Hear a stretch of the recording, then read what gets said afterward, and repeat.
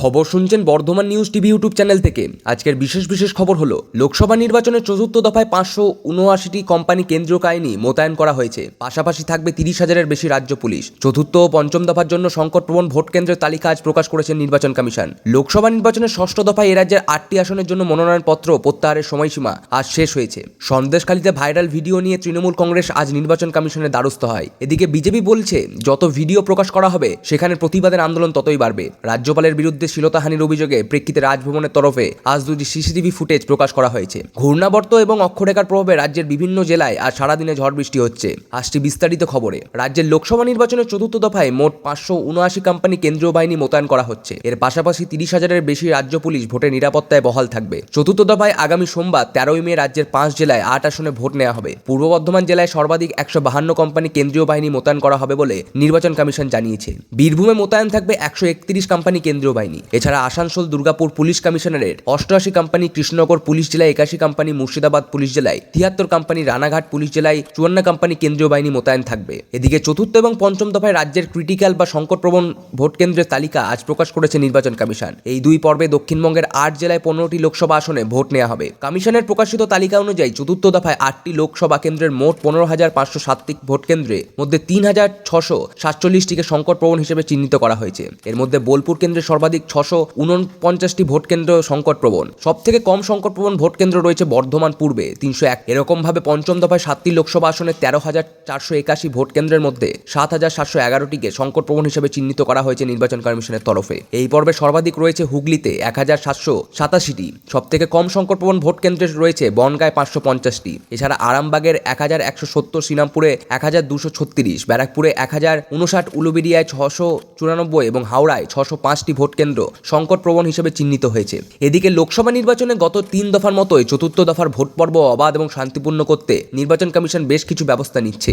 গুরুত্ব দেওয়া হয়েছে ওয়েবকাস্টিং এর ওপর। উপনির্বাচন কমিশনার নীতিশ ব্যাসের নেতৃত্বে নির্বাচন কমিশনের অন্য আধিকারিকদের সঙ্গে মুখ্য নির্বাচন আধিকারিক আরিজ আফতাব আজ এক জরুরি বৈঠকে বসেন। সেখানে কেন্দ্রীয় বাহিনী মোতায়েন নিয়েও আলোচনা হয়। বিশেষ সাধারণ পর্যবেক্ষক আলোক সিনহা ও পুলিশ পর্যবেক্ষক অনিল কুমার শর্মা আজ সিউড়ি থেকে চতুর্থ দফার সংশ্লিষ্ট জেলায় নির্বাচনী আধিকারিক ও পুলিশ সুপারদের সঙ্গে ভিডিও কনফারেন্সের বৈঠক করেন। মুখ্য নির্বাচনী আধিকারিক ও ওই কনফারেন্স কলে যুক্ত ছিলেন। উল্লেখ্য, চতুর্থ দফায় রাজ্যের বহরমপুর, কৃষ্ণনগর, রানাঘাট, বর্ধমান পূর্ব বর্ধমান, দুর্গাপুর, আসানসোল, বীরভূম ও বোলপুরে 8টি আসনে ভোট নেওয়া হবে। এর মধ্যে অন্যতম নজরকাড়া কেন্দ্র হল কৃষ্ণনগর। আমাদের ইলেকশন সেলের একটি প্রতিবেদন। লোকসভা নির্বাচনের ষষ্ঠ দফার জন্য মনোনয়নপত্র প্রত্যাহারের সময়সীমা আজ শেষ হয়েছে। এই দফায় পশ্চিমবঙ্গ সহ 6টি রাজ্যে ও 2টি কেন্দ্রশাসিত অঞ্চলে 58টি আসনে ভোট নেওয়া হবে 25 মে। এর মধ্যে রয়েছে পশ্চিমবঙ্গের 8টি আসন: পুরুলিয়া, বাঁকুড়া, বিষ্ণুপুর, মেদিনীপুর, ঝাড়গ্রাম, কাথি, তমলুক ও ঘাটাল। এদিকে রাজ্যে পঞ্চম দফা লোকসভা নির্বাচনে 88 জন প্রার্থী প্রতিদ্বন্দ্বিতা আসরে রয়েছেন। এই দফায় বনগাঁ, ব্যারাকপুর, হাওড়া, উলুবেড়িয়া, শ্রীরামপুর, হুগলি ও আরামবাগ এই 7টি আসনে ভোট গ্রহণ 20 মে। অন্যদিকে সপ্তম দফা ভোটের জন্য মনোনয়নপত্র দাখিলের কাজ চলছে। এই পর্যায়ে কলকাতা উত্তর ও দক্ষিণ, যাদবপুর, ডায়মন্ড হারবার, মথুরাপুর, জয়নগর, বারাসাত, বসিরহাট ও দমদম এই 9টি আসনে ভোট নেওয়া হবে 1 জুন। ওই দিনেই বরানগর বিধানসভা আসনের উপনির্বাচনে ভোট গ্রহণ। মঙ্গলবার 14 মে পর্যন্ত পদপ্রার্থী দাখিল করা যাবে। বসিরহাট লোকসভার কেন্দ্রে বিজয়ী প্রার্থী রেখা পাত্র এবং বারাসাত আসনে ওই দলেরই স্বপন মজুমদার আজ তাদের মনোনয়ন জমা দিয়েছেন। অন্যদিকে বরানগর বিধানসভা আসন উপনির্বাচনের জন্য বিজেপির সজল ঘোষ ও সিপিআইএমের তন্ময় ভট্টাচার্য আজ পদপ্রার্থী দাখিল করেন। কলকাতার দক্ষিণ লোকসভা আসনে তৃণমূল কংগ্রেস প্রার্থী মালা রয় এবং যাদবপুর আসনের ওই দলের সায়নী ঘোষ আজ মনোনয়ন পেশ করেছেন। প্রবীণ বিজেপি নেতা স্বরাষ্ট্রমন্ত্রী অমিত শাহ নির্বাচনী প্রচারে আগামীকাল এবার এ রাজ্যে আসছেন। আসানসোল লোকসভা কেন্দ্রে দলীয় প্রার্থী সুরেন্দর সিং আউলিয়া সঙ্গে রানীগঞ্জের সিয়ারশোলে রোড শো করবেন তিনি। বিজেপির প্রার্থীর সমর্থনে আজ বার্নপুরে রোড শো করেন রাজ্য সভাপতি সুকান্ত মজুমদার। এদিকে তৃণমূল কংগ্রেসের সাধারণ সম্পাদক অভিষেক বন্দ্যোপাধ্যায় আগামীকাল আসানসোলে দলের প্রার্থী শত্রুঘ্ন সিনহার সমর্থনে রোড শো করবেন। তার আজ বর্ধমানে পূর্বের দলীয় প্রার্থীর সমর্থনে প্রচার কর্মসূচি থাকলেও প্রাকৃতিক দুর্যোগের কারণে তিনি ভার্চুয়াল সভা করেন। অন্যদিকে কৃষ্ণনগর লোকসভা কেন্দ্রের বিজয়ী প্রার্থী অমৃতা রায়ের সমর্থনে আজ নদিয়ায় দেবগ্রামে রোড শো করেন অভিনেতা মিঠুন চক্রবর্তী। ভোটের মুখে বহরমপুর থানায় আজ সিকে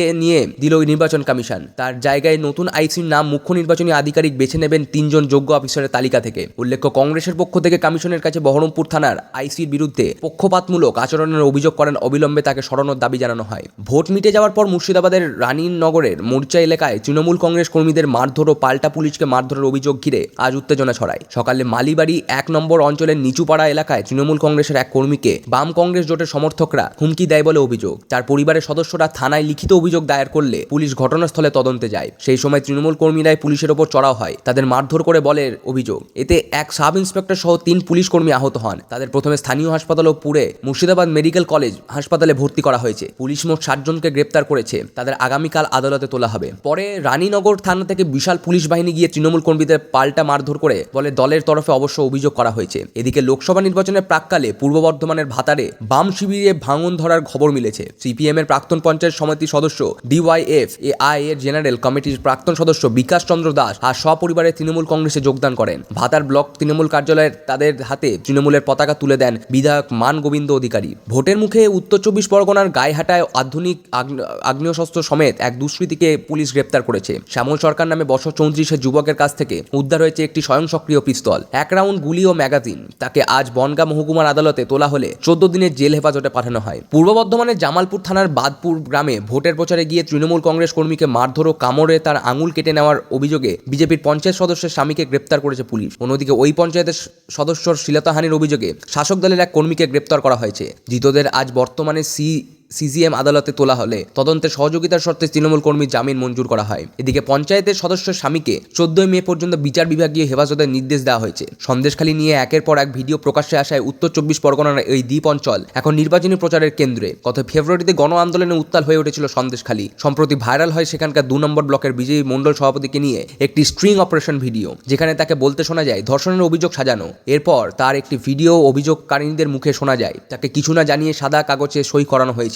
বিষয়টি নিয়ে তৃণমূল কংগ্রেস আজ নির্বাচন কমিশনের দ্বারস্থ হয়। দলের রাজ্যসভা সাংসদ সাগরিকা ঘোষ আজ নতুন দিল্লিতে কমিশনকে নিয়ে এক চিঠিতে দিয়ে বিরোধী দলনেতা শুভেন্দু অধিকারীর বিরুদ্ধে ফৌজদারি মামলা দায়ের করার আবেদন জানান। একই সঙ্গে ওই ভিডিওতে নজর আসা গঙ্গাধর কয়াল ও শান্তি দলুয়ের বিরুদ্ধে ব্যবস্থা গ্রহণ করতে বলা হয়েছে। তৃণমূলের অভিযোগ, বিজেপি বিশেষ করে বিরোধী দলনেতা আরও কয়েকজনের সঙ্গে ধর্ষণের ভুয়ো অভিযোগ আনার ষড়যন্ত্র করেছিলেন। ভোটের মধ্যে এত বড় ষড়যন্ত্র নিয়ে তদন্ত সহ বিভিন্ন ব্যবস্থা গ্রহণের দাবি জানানো হয়েছে বলেও সাগরিকা পরে আর সাংবাদিকদের জানান। এই ইস্যুতে আজ সবর হন দলের সর্বভারতীয় সাধারণ সম্পাদক অভিষেক ব্যানার্জি। এদিকে সন্দেশখালী নিয়ে যত ভিডিও প্রকাশ করা যাবে, যেখানে প্রতিবাদ ততটাই বৃদ্ধি পাবে বলে বিজেপি দাবি করেছে। কলকাতায় এক সাংবাদিক দলের সাংসদ শ্রমিক ভট্টাচার্য বলেছেন, এইভাবে ভিডিও তৈরি 4/10 ভুয়ো বিবৃতি দিয়ে মানুষকে বিভ্রান্ত করা যাবে না। সন্দেশখালী যে সমস্ত প্রতিবাদী রাষ্ট্রপতির কাছে গিয়েছিল তিনি তাদের চেনেন না বলে ভিডিওতে বিজেপির প্রার্থী রেখা পাত্রকে সেই প্রসঙ্গে শ্রমিকবাবু বলেন, ওই ভিডিওটি যখনকার তখন রেখার তাদের প্রার্থী ছিলেন না। আজ আসানসোলে দলীয় প্রার্থীর সমর্থনে বার্নপুর এক রোড শো অংশ নেওয়ার পর বিজেপি প্রার্থীর রাজ্য সভাপতি সুকান্ত মজুমদার এ প্রসঙ্গে সাংবাদিকদের বলেন, সন্দেশখালীর পাপ ঢাকার জন্য তৃণমূল কংগ্রেস অনেক কিছু করছে।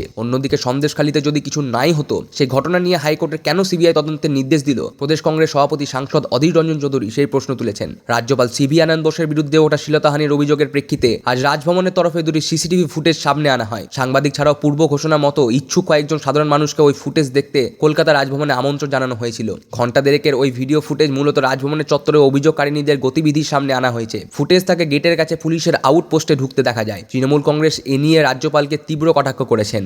মহিলা তৃণমূল কংগ্রেসের প্রধান রাজ্যের অর্থমন্ত্রী চন্দ্রিমা ভট্টাচার্য বলেছেন, অভিযোগকারিনী মহিলা যা বলেছেন ফুটেজ তাই দেখা যাচ্ছে। এটা সামনে এনে রাজ্যপাল কি প্রমাণ করতে চাইলেন তা তাদের বোধগম্য নয়। ঘূর্ণাবর্ত এবং অক্ষরেখার প্রভাবে রাজ্যের বিভিন্ন জেলায় আজ সারাদিন ঝড় বৃষ্টি হচ্ছে। আলিপুর আবহাওয়া দপ্তর জানিয়েছেন, কলকাতা, উত্তর ও দক্ষিণ 24 পরগনা, হাওড়া, হুগলি, নদিয়া, 2 বর্ধমান, পুরুলিয়া, বাঁকুড়া, বীরভূম, পশ্চিম মেদিনীপুর ও ঝাড়গ্রাম জেলায় বজ্রবিদ্যুৎ সহ বৃষ্টিতে তাপমাত্রা অনেকটাই নেমে এসেছে। কিছুটা জায়গায় শিলাবৃষ্টিও হয়। অভিযোগ খতিয়ে দেখতে গিয়ে তৃণমূল কর্মীদের সঙ্গে ধস্তাধস্তি পুলিশের। উদ্ধারকারীরা নির্বাচনে তৃণমূল কর্মীদের বাড়িতে ভাঙচুর করে বলে অভিযোগ, যদিও পুলিশ ধস্তাধস্তি ও বাড়ি ভাঙচুরের অভিযোগ অস্বীকার করেছে। বৃহস্পতিবার বিকেলের দিকে এই ঘটনাকে কেন্দ্র করে মুর্শিদাবাদের রানীনগরের মরিচার নিচুপাড়ায় তুমুল উত্তেজনা। পুলিশ এই ঘটনায় 2 জনকে আটক করেছে। ডোমকলের এসডিপিও শুভম বাজাজের নেতৃত্বে এলাকায় বিশাল পুলিশ বাহিনী যায়। মুর্শিদাবাদের অতিরিক্ত পুলিশ সুপার রাজবীর সিং জানান, এলাকায় পুলিশ আছে, পরিস্থিতি নিয়ন্ত্রণে। ঘটনার সূত্রপাত বৃহস্পতিবার দুপুরের দিকে। তৃণমূল সমর্থক শরীফা বেওয়া থানায় অভিযোগ, তাকে জোট সমর্থকেরা গালিগালাজ করেছেন। এই ঘটনা ঘটনার তদন্ত গিয়ে পুলিশ